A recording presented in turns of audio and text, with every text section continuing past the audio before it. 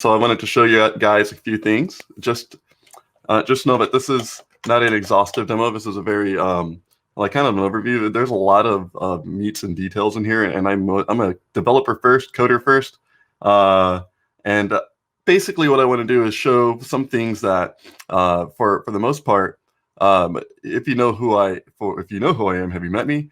There are things that that I like to talk about. Testing is one of them. Testing is a very good thing. It gets the developer environment fomented. It creates good resiliency in the developer environment and your code. And it's all people, right? So what else is similar to that engages so many aspects of our daily developer lives and our peers' life? And one thing that has gained traction over the past maybe 10, 20, I don't know, 40 years in computing is deployments, right? So we have the idea behind the scheduler, we have the idea behind your source code and getting your source code to the resources and executing it against the resources. That's what a deployment is, for me at least. It's getting your source code built and deployed and executed on a resource. And yeah, those type of scenarios do invite lots of danger. Remember the old days, you're probably deploying Apache, or you're probably deploying into the lap stack. That's your deployment with your application. Nowadays, we're doing containers. We probably have a lap stack on here, but the resources like the databases are all isolated units, and they're discrete, so we can easily point them out to our resource manager. And that's one of the things that we are experiencing now is, how do you do this efficiently? How do you take code and resources and point them together and dynamically? How do you point them dynamically? What if one disappears and you have another? How do you do this? So deployments are that thing. They're that thing that allow us to ensure that our application continuity, not only the application is working, but the continuity of that application is there as well. So deployments have a lot to do with staying available, right? Staying available, having deployed your code, you need it to stay available forever. We want to do that in a Spring Boot application. Many developers probably have done this. If you're, like Jesse, you've probably deployed tons of stuff and not even worried about it, since maybe the application framework that you're using handles perhaps the deployment.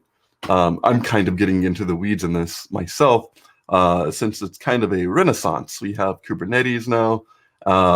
That's kind of like the number one resource scheduler.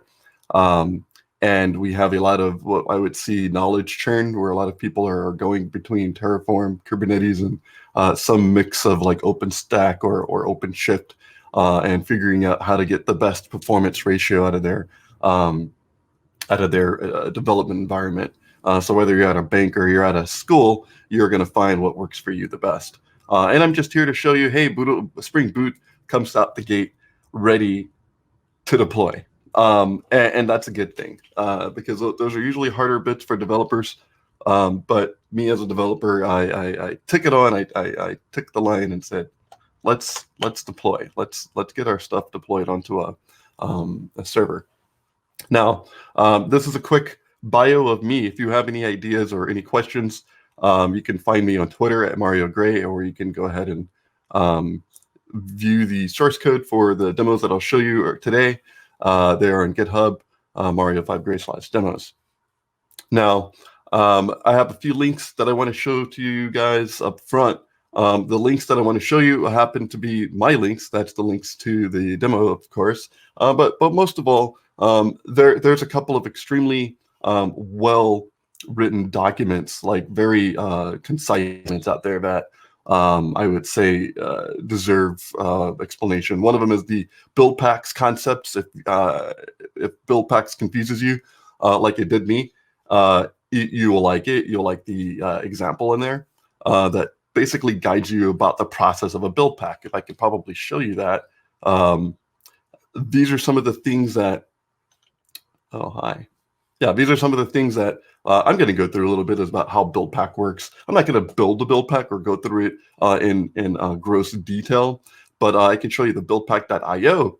BuildPack.io is essentially the Cloud Native Foundation CNF, Cloud Native BuildPacks. They create layers, a way for us to build your code in a container and then create the actual deployable unit from that pack. So that build pack starts with maybe just an operating system, and then the operating system gets layered with a JVM, and then that JVM gets layered with a build tool, for instance. So you have like 3 layers. You have an OS, you have a JVM, and then you have a build tool.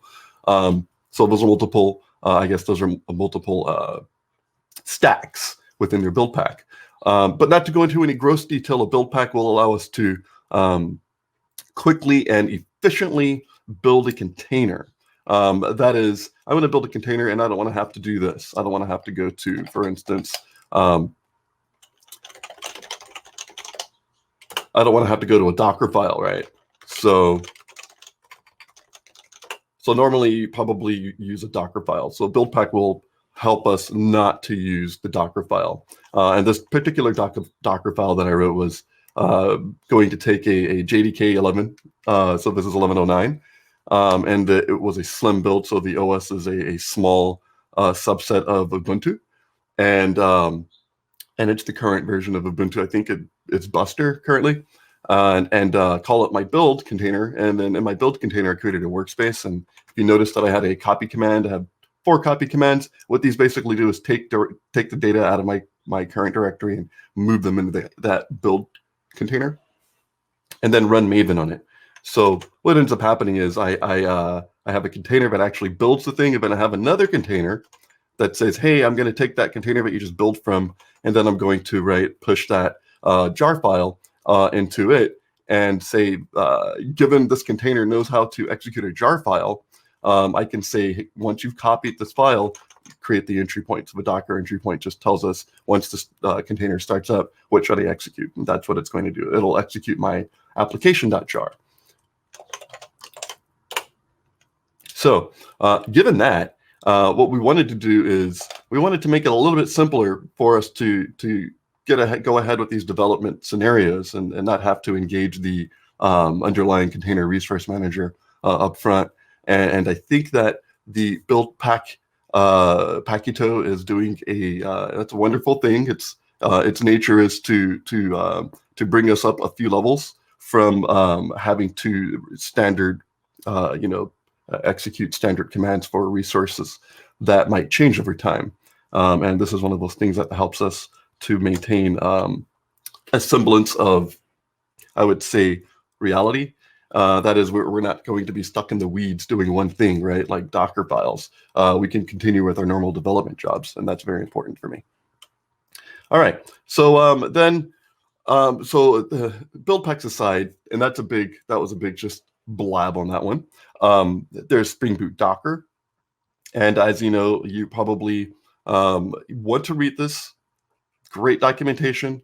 I believe this was Greg Turnquist's documentation. And it goes quite a bit. It goes quite a bit about developing Spring Boot applications and then basically containerizing them. So if you want to know anything about containerization, and then you want to go to the next level, which is using the CNF the build packs, you can quickly do that within about 15 minutes here. I would highly recommend this article. The links will be at the end of this discussion, and it would be very good for the normal developer, the everyday developer, to essentially run through that scenario. So build your Docker containers. Don't build your Docker containers. Use a cloud native build pack to build your container instead, and you'll find the power there is very reassuring. Now, on to the next stage. We have a schedule for this particular talk. So the schedule is, of course, build packs. So I'm going to be talking about build packs for a few minutes more. So let's go there. But let's say that Docker image run. So here we go. Let's say that Docker image had a Docker file. How did I run the Docker file?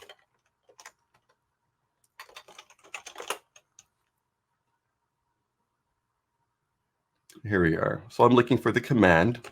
And this particular command, I guess what you know about Docker, I would have built it. Let's see how long it takes. Actually, I should run that with time. Let's just kill that. Let's go back here and do time Docker build. Now, this probably takes a much longer amount of time than you want. So let's just skip that because this is a live demonstration. But we do have two scripts here. The first script that I have here is called build it. And actually, this is using the Maven tool. But first, I want to show you Packet. So what Packet does is it will run the Packeto's build tool for me, and it'll do all of the work that the Maven build tool does. Only thing is that I didn't have to engage with Maven. So something like pack build, the image name, and then the builder, the thing that I want to build my package with, my container with, which is in this case the Cloud Foundry CNB/Bionic. That's our Ubuntu image with JVM in it. And then tell it where the path is for the actual source file. Packeto will actually recognize what type of project I'm using. It'll say, hey, this is a Java project, so I'm going to go ahead and use JVM tooling for this. It'll pull down the correct resources. It'll build my tool, and then it'll actually emit a. Let's see if I gotta emit image name, export image name equals localhost 1000. Actually, that's just a resource name, so because I've already prefaced it with BuiPack. So if I just packet to packet.sh, what's going to happen is my Docker container is going to receive the output of that build and run. Well, it won't run, but it'll finish compiling it. Now, this takes a second, so let's go to an IDE, and let's just skip ahead a little bit because with that running in the background, we can look at what Maven wants to do as well. If you notice, I told you I parameterized the build and said, hey, I need to know how what the container is going to be named. After all, I have to deploy it using a YAML file. We'll get to that a little bit later.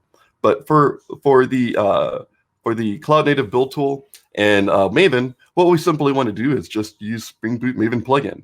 So if you notice, I have my plugin, Spring Boot Maven plugin. And right now, I have a very simple configuration. You probably have no less, no more. You probably even have less. You really don't need this at all, actually. But for development purposes, we're going to do this. Show a little bit more like, well, how do we change the name of the container? So this is me pulling the image name out from the. There you go. Yeah, so this is me pulling the image name out from the environment. I don't know why I did that completely, but and saying that the image name is going to be prefaced with a project name. So I'm going to have an image name / project name. So this is a simple parameter. We should be no, we're not done there, but don't worry about that. If I ran Maven clean install on here, nothing happens because I haven't kicked off the build tool. But say I wanted to say that packet had finished by now, I would say something like Maven Spring Boot build image, and that will actually execute this piece of code here. Now, first thing I want to do is say image name equals Bui. Actually, it's not supposed to be image name. It's supposed to be resource path. So that should be resource path, not image name. My image name is really the project name, but this is really resource path. But I'll change that later because all of my scripts say image name right now, and this is what happens when you develop software and you go too long without refactoring. You end up figuring out that the names didn't match after all, and well, now you gotta now you have to kill everything. So this is still running, but that ran several times, literally a couple hours ago without fail. And honestly, I don't expect it to do anything different here, except for take a long time. And that's what we all know. We all have that wait phase. So if I did Spring Boot build image here, the same thing will generally happen. The image will build, and you'll get an output like this. This output will eventually ship the container to my Docker, to my local Docker, and then I could run it.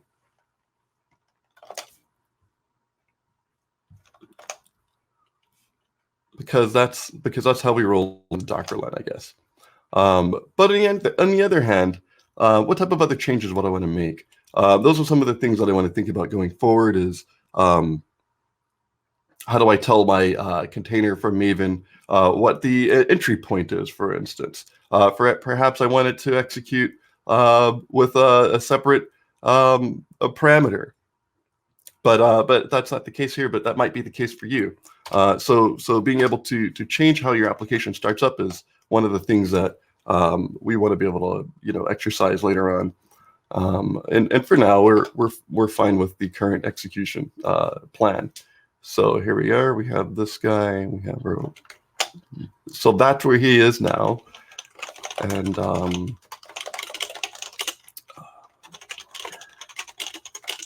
I think I would have put this on 8080 and run it here. So what will happen is I will run this in Docker alone. I won't put it to the cloud yet. I'll just show you that, hey, this CNB based container executes. It executes pretty fast. It should run much faster, but I just remembered I am sharing my video, which probably means my computer is doing like a whole lot more work. This is usually why 2 computers are good, but that's fine. I have I'm not using Minikube locally here, which means that things will be a little bit faster in the future. So if I said this is a command prompt, right? Yes. So if I said HTTP 8080, remember this is on my local Docker running Docker native Docker for the Mac. So if I said actuator/health, there we are. So we have an actuator endpoint that has been running. Great. So let's leave that there. We know that this thing is running on my local host on port 8080. I can hit it. Everybody's happy there. The actual application itself has some sort of a trigger. Let's just explore that application really quickly so you guys know what's happening in the application, because I'll take it up a notch. I'll say, hey, we're done building all of the build packs. We're done building Docker images. We've done that already. I've shown you what type of power that we could get out of Spring Cloud, or I'm sorry, out of Native BuildPacks. So while that's happening, while I do that, how about I build this and then I show you this application really quickly. I understand my keyboard might be a little loud, so I'm going to try not to type so much, but I will explain because I think my voice sounds better than the keyboard right now. So I'm going to go into it. What we have to do here is we just want a standard Spring Boot application. That standard Spring Boot application should just bring us a web server. In this case, it's going to be a reactive Flux web server. It doesn't do anything except for listen on it listens for a request on /count.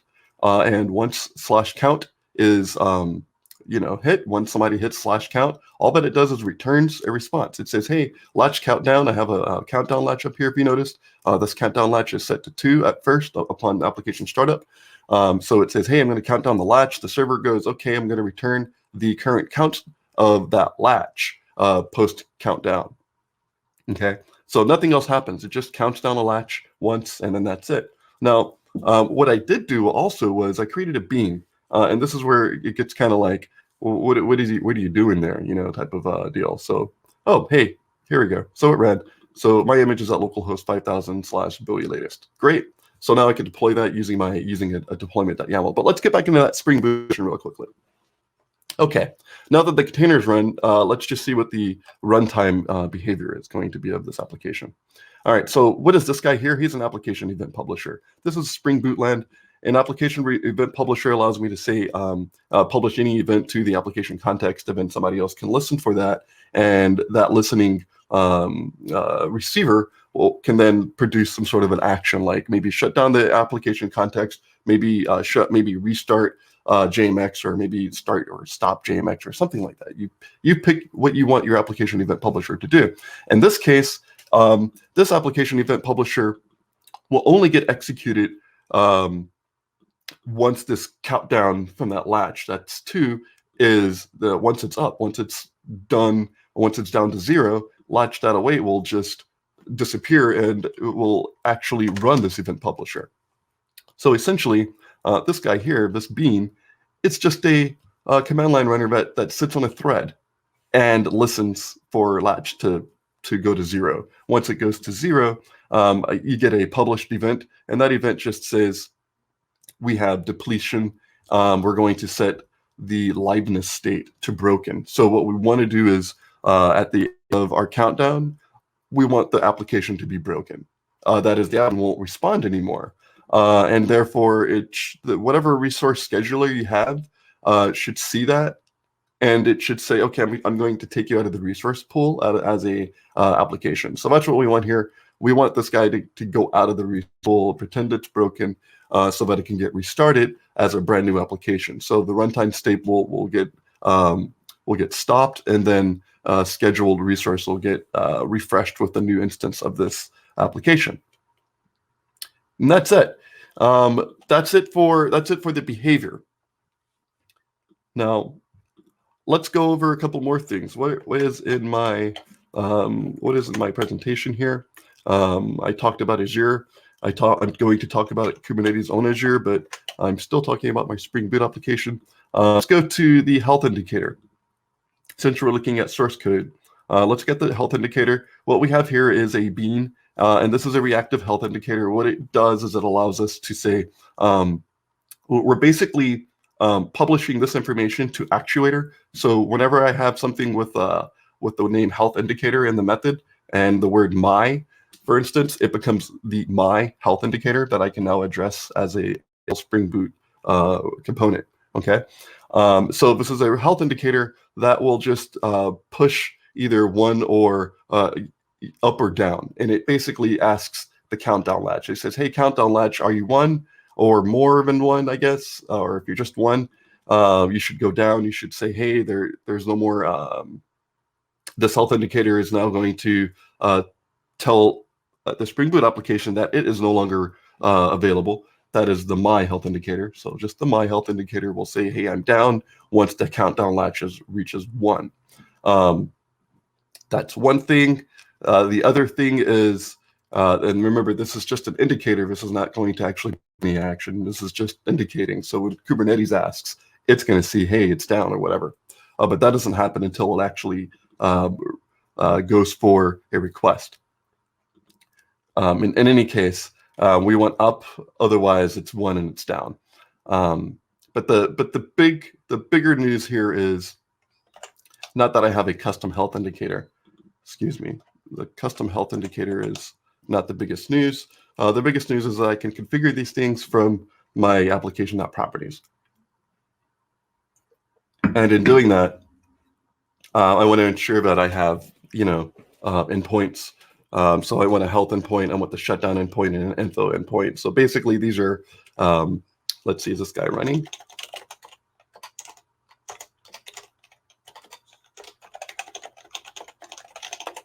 So if I did actuator health, you probably see, there we are. So currently a service is unavailable because I hit count, and once count goes down to 1, then the status is down. So that's my custom. That's reporting down right now, but the liveness and readiness are fine. So that's not going to take us out of the pool yet because liveness and readiness are fine. I could change that so that it does take it out of the pool. I don't do that yet. I just say, hey, just don't worry about it. Service is still online. It's just I have a component that's currently not working and I need to reconnect or something like that. So it might take it out of the load balancer instead.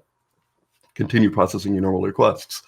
Now, having the ability to expose these things and Spring Boot Actuator, which gives us this readiness probes, or not probes, but liveless readiness states. What we want to do is say, hey, management endpoint health probes enable. So that'll ensure that we get these states, we get these liveness and these readiness states.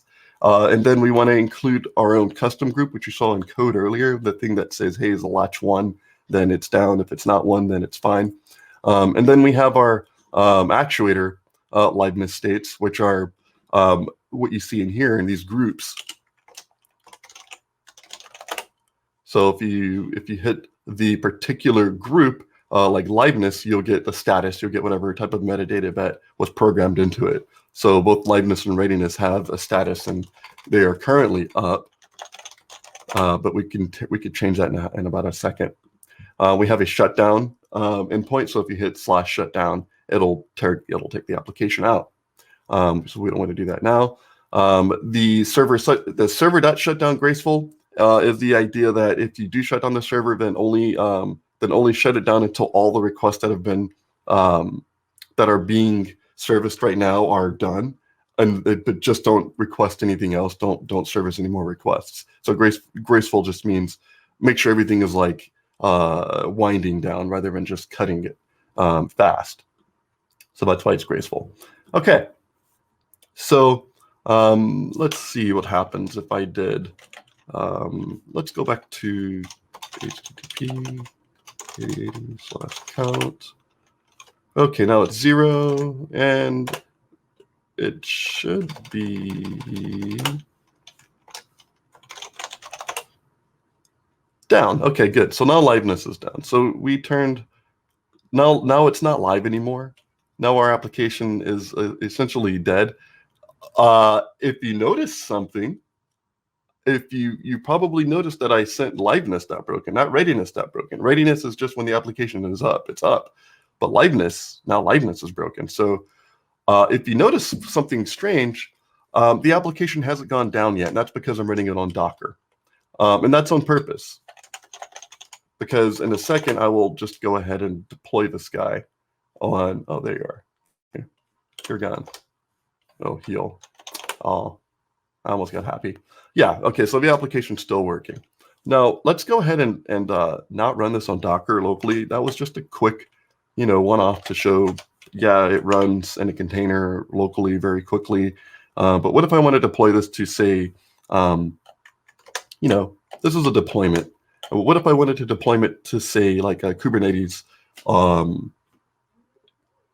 service on Azure?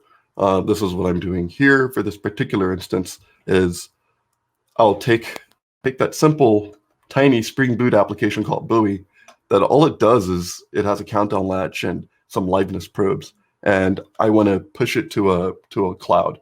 I don't want to push it locally, because if I do that locally, it'll literally kill my machine from all 8 gigs of its things. So I'll push this to Azure instead.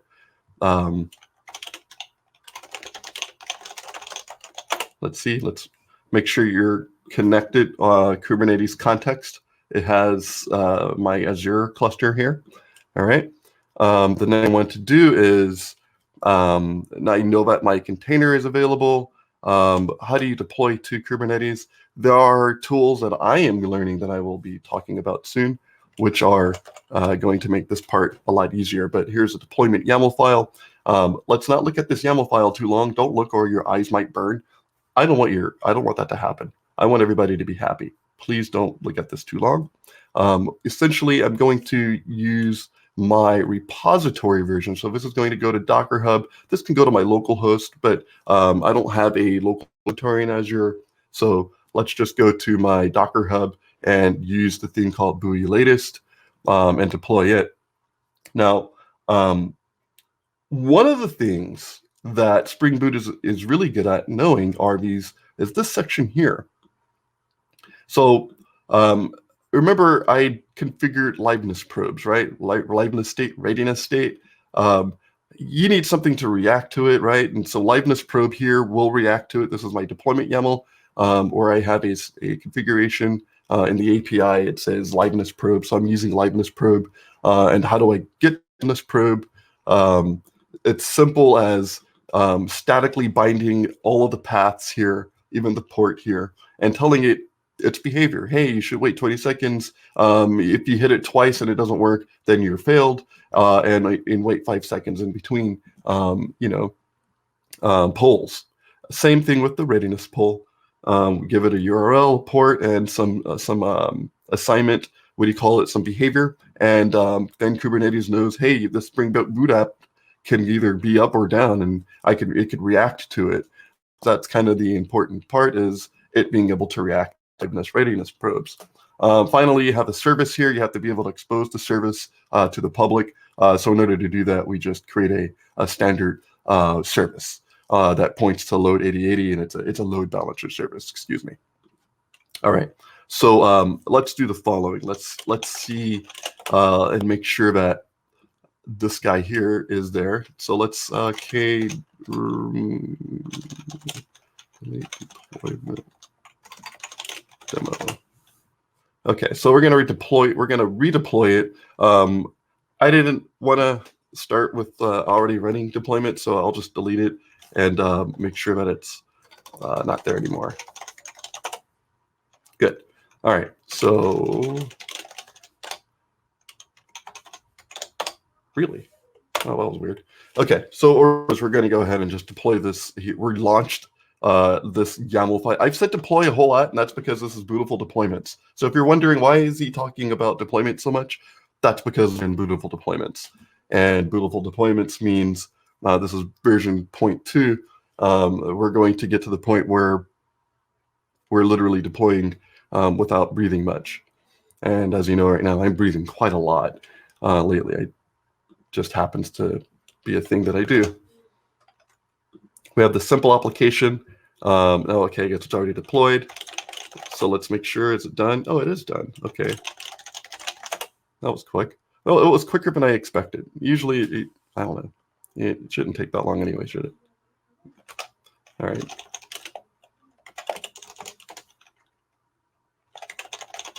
We're going to see actuator health. Okay, so, all right, so yeah, it's running. And we could do the same thing. What we're going to do is just go ahead and say count. So that'll take the countdown latch 1. And it should be down now. And we should have a 503. Excuse me. Oh my gosh, that was indigestion. 503, service unavailable. This guy, hey, no, he knows we're not working right now. And why is it still live? That's because we never sent a message saying, hey, you're not live anymore. Let's just go ahead and hit that count again so that we could take, remember, the only thing that went down on the first countdown was my custom. So I could do whatever I want with that custom. I do nothing except for just show the custom. But what Kubernetes will do when that countdown goes to 0, right, this guy here gets executed, and it will then, this change will happen that will cause it to get redeployed. So this is one of the more important aspects. If you're a developer looking at it, going in maybe fresh, saying, how the heck am I supposed to use all of this stuff? You'll now see that you can control when your application gets redeployed, and that's what's going to happen here. Let's make sure that we have the behavior that we want. So if you notice, we have restarts of 1, and that's because the application restarted. Now we're back to a count of 1 again, or really it was 2, now it's 1 again. But we can do the same thing here. Okay, so now you know that's how that works. Great, awesome stuff. What's next, Mario? You showed us liveness and readiness probes, but what about secrets and config maps? Well, that's a good question, because secrets and config maps are the next section here. Hey, Mario. Hi. Hey, I'd like to break into your talk, because I've been watching you demo, and then you jump into the next part and then the next part, which is amazing. But we are already running out of time, so I just wanted to check. Oh, that's okay. What else do you have? Oh, up just your sleeve oh, that's it. It's literally, I went through the first 3 already. I'm at config maps. So our schedule is BuildPacks. I wanted to talk about that. Kubernetes on Azure. I'm using Kubernetes on Azure to schedule resources rather than Minikube. It's pretty fast. You can deploy straight to it without much getting in between. App health probes. You have some readiness probes and liveness probes that keep our application running or keep our application in a constant state of availability. Then you have config maps. Config maps help us store configuration items inside of a YAML file that we can then deploy that will allow us our application to access those maps. So they're fun. Yes. No, I think so. There is a lot here, and I think that's great. And I would love to invite you. Oh, is that too much? Yeah, because we have 25 minutes. Oh, that's perfect. Slot. Yeah, I could do the rest in 25 minutes. Oh no! Or if it's too much, I can go over through the current. What's the stuff that I could explain more or better? So what? Let's do this. Why don't we? We have a question here that came from Twitter. I think we can get the pop-up here on screen. Does BuildPacks work with latest Spring Boot Kubernetes integration in Spring Boot 2.4.0? I think it does. What specific integration are we looking for? But yes, what type of integration are you looking for? Spring Cloud, Kubernetes integration? Yeah, Yeah. I don't know. That was the question. I think if I think it was more like a yes or no question. Like, does it support? That will be a yes. Yes. They're heavily supported. BuildPacks actually came from a long pedigree of Heroku and Pivotal Cloud Foundry. It goes a long way to say that it's heavily supported, very much so. So that's there's a lot to. It's funny. There's a lot to unpack about build packs. I think that's a That's phrase the thing that we about can. BuildPacks. Yeah, I know. It's I could show you. Well, that's why I wanted to show you the Docker file, and then I wanted to show you, hey, here's a Docker file, but here's a BuildPack road. Both roads Right. are viable. Some people prefer Docker files. I've talked to a few people, and they're like, Docker files, man, don't even bother with the other stuff. And I'm like, but you're missing out, because what you miss out on with BuildPacks is the ability to reuse resources, right? And Right. you might have a giant enterprise, and you have probably several different reusable components. Maybe you have a large project that has several deployables, but those deployables only share maybe 50% of the componentry. So what we do is package up the 50% and create little slices or stacks out of those. And from that point, you can then take the remaining and then build your most efficient build packs for your application by reusing those components. So the interesting thing is, at least on Azure Spring Cloud, which is quite a new service Yes. In the cloud space. Today, developers only bring a jar file, and we use bad packs. Azure uses build packs to pack that jar file into a template that already exists in the backend. But in the future, it's on the roadmap that developers will be able to bring their own build pack so they can customize everything, right? What is your recommendation for, how far should I go in customizing my build pack, or try to leverage platforms if they can just take my application in mind? Well, if you're gonna bring your old build pack, I think it actually goes a far way to know if your build pack will be supported on that platform, or if the particular nature, maybe the architecture supported. You might be doing ARM, you might be doing x86. I know Azure supports both. So if your technology supports build packs on that platform, then go ahead and actually push your build pack there. But also, my theory is build packs are best when everybody's using the same thing. So if you are using only Azure, for instance, then use their build packs, right? Shoot for that. Shoot for what's easiest for your development, scenario.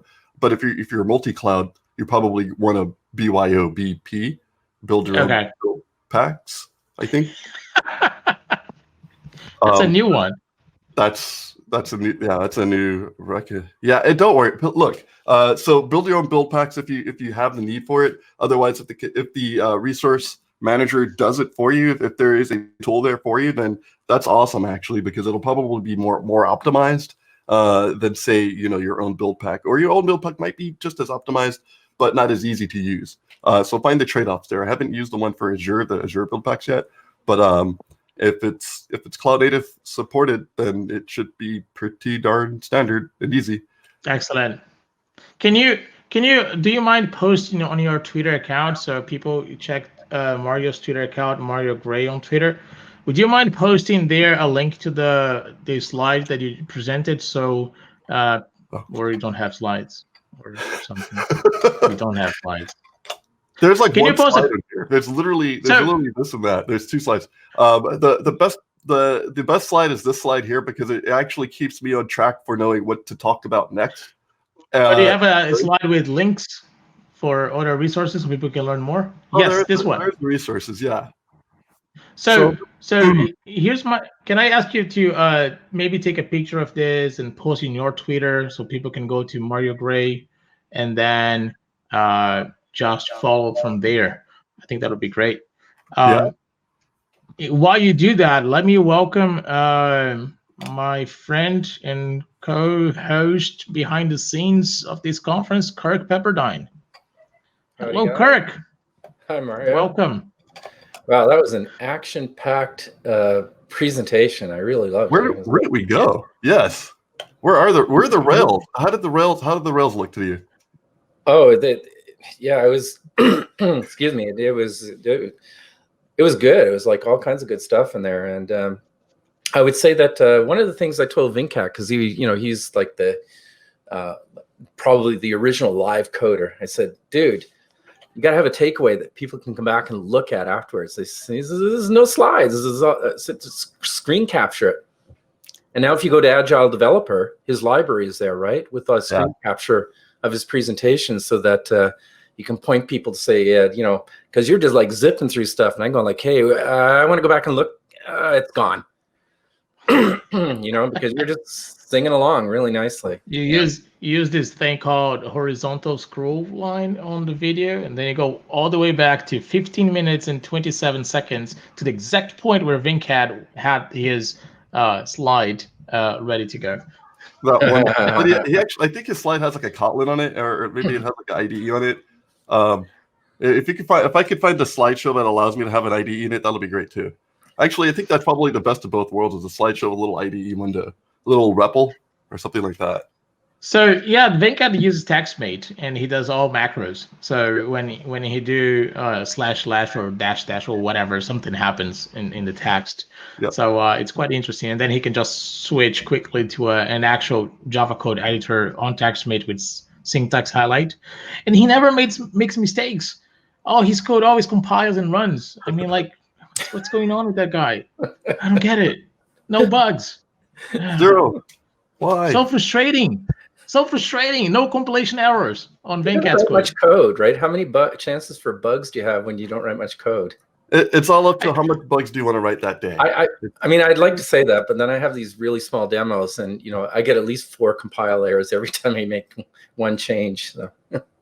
Well, I try to get one giant piece of demo and then just go, okay, well, there's a lot to explain here. So let's make the mountain look smaller. Let's make it look approachable. I've done the whole mountain run where it's like, that's a big mountain, I'm not gonna run that mountain. Okay, I can run that mountain. It's much easier than it is going down than it was going up. Okay. So when I look at Venkat coding, it almost feels like he has a lint somehow or something going on when he types that automatically fixes all his mistakes on the keyboard. And then they're like, no, that's couldn't exist. He's actually hit every key. Right? He screencasts his demos and then scripts it, right? Yep. No. That sounds like a great idea. Don't screencast and scriptcast.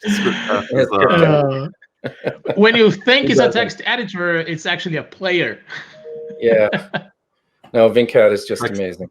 TextMate 221, which is the TextMate 2.2, like that version of TextMate that only was made for him. Yeah, exactly. They did a TextMate Venkat edition, something like that. What's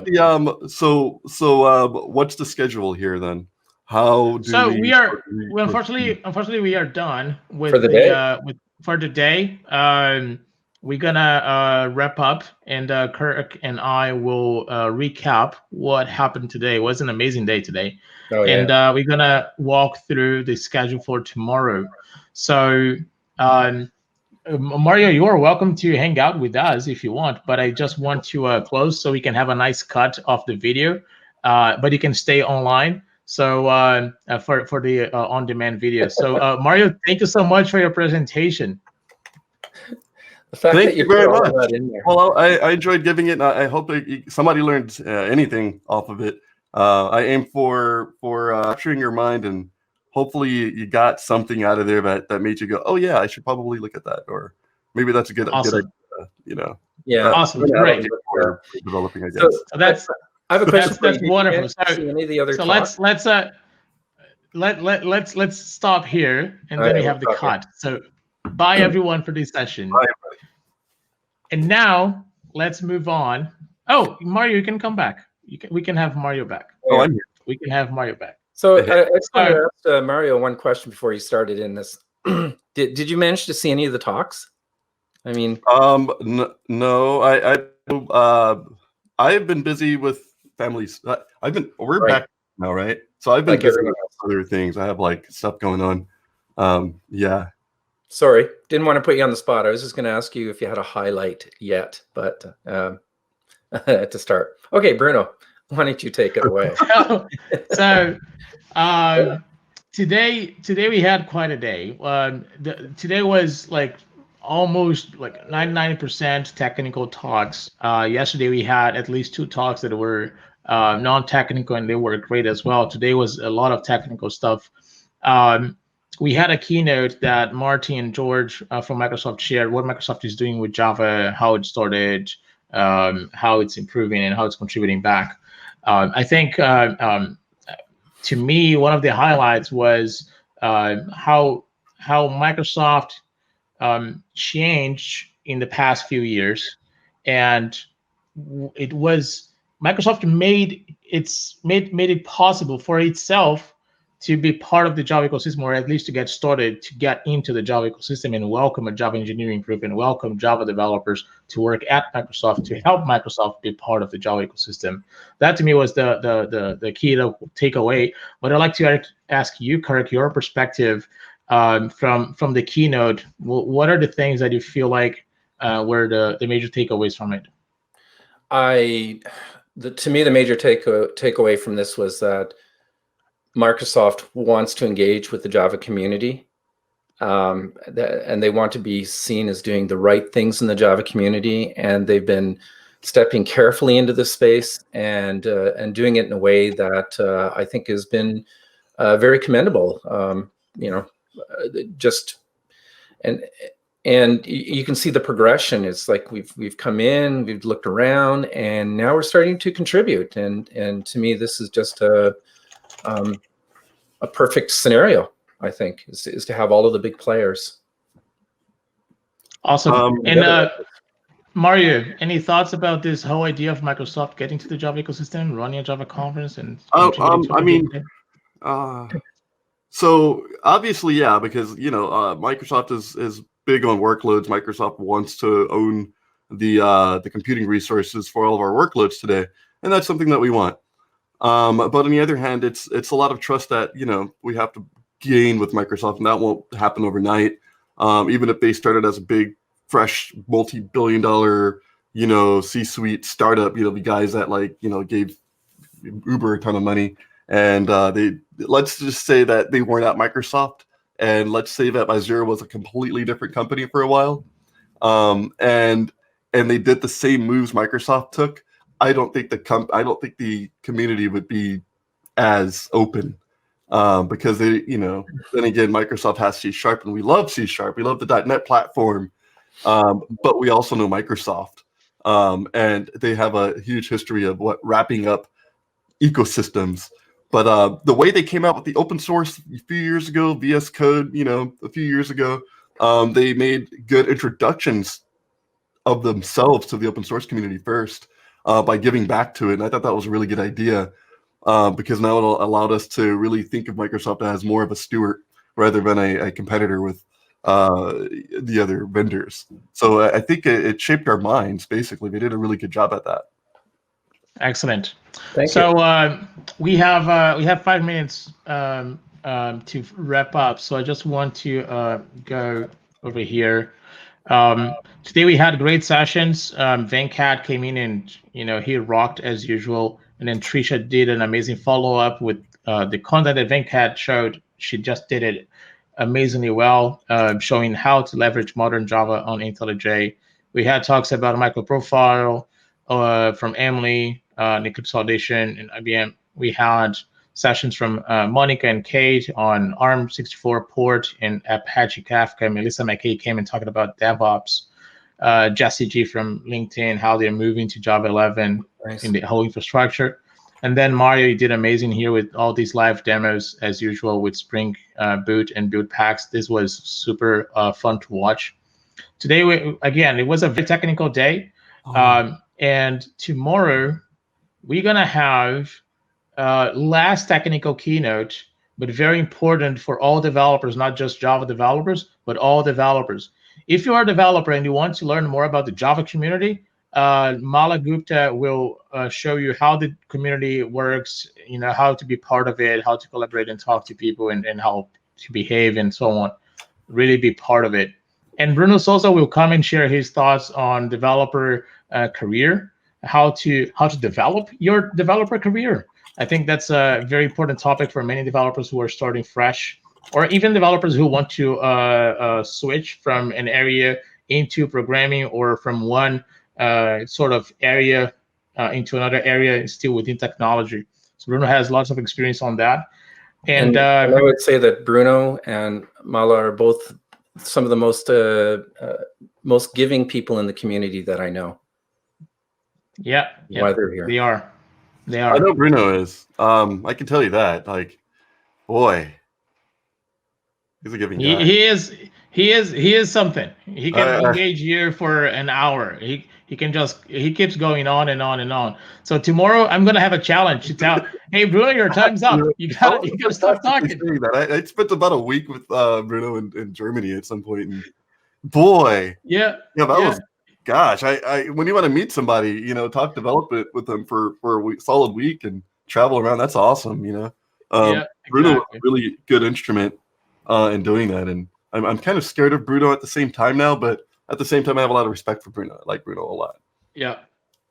So tomorrow we have a few interesting sessions. I would actually like to get Kirk. What is the one session nobody should miss from this guy?